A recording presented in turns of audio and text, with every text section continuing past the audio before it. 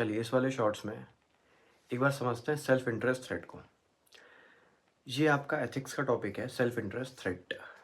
Threat का मतलब ही है कि हमारे इंडिपेंडेंस में किसी तरीके का कोई खतरा है। सेल्फ इंटरेस्ट का सिंपली मतलब ये है, जब auditor interest, dividend, profit, extra fees या सैलरी, इन पांचों में से कोई भी चीज़ जब एक क्लाइंट से एक्सपेक्ट करने लगता है। देखिए मैंने क्या बोला आपको, सेल्फ इंटरेस्ट थ्रेट कब आता है? जब एक ऑडिटर क्लाइंट से इंटरेस्ट या डिविडेंड या प्रॉफिट या सैलरी या एक्स्ट्रा फीस एक्सपेक्ट करता है क्लाइंट से। हम इंटरेस्ट कब एक्सपेक्ट करते हैं? जब हम उस कंपनी के डिबेंचर होल्डर हैं। हम सैलरी कब एक्सपेक्ट करते हैं? जब हम उस कंपनी में काम कर रहे हैं, हम उस कंपनी के एम्प्लॉयमेंट में हैं। प्रॉफिट कब एक्सपेक्ट करते हैं? प्रॉफिट जब हमारा उनके साथ कोई बिजनेस रिलेशनशिप है।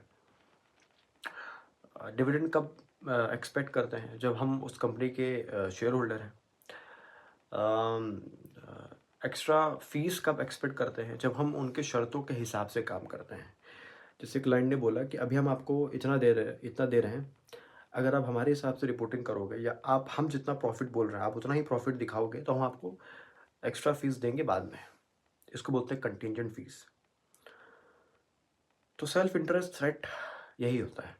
इससे कुछ एग्जाम्पल है जो आपके बुक में दिए हुए हैं, वो एग्जाम्पल आपको याद करने पड़ेंगे क्योंकि एग्जाम में आपको कोट करना पड़ेगा। क्या क्या एग्जाम्पल है?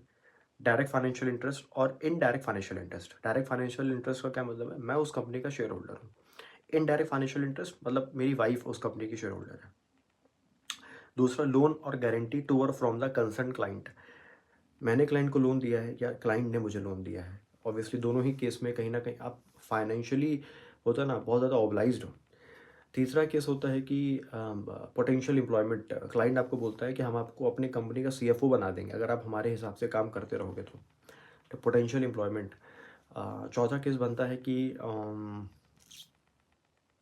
Close business relationship. ठीक है, मेरा उसके साथ कोई बिजनेस रिलेशनशिप है, बिजनेस पार्टनर है। कंटीजेंट फीस मैंने आपको समझा दिया। या फिर एक पॉइंट है undue dependence on a client fees. इसका क्या मतलब हुआ?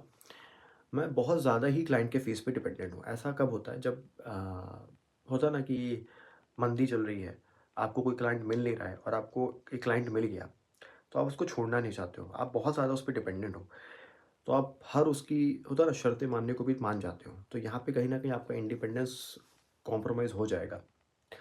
तो ये सारे पॉइंट है, ध्यान रखिएगा। चलिए यही था इस वीडियो के लिए। Thank you.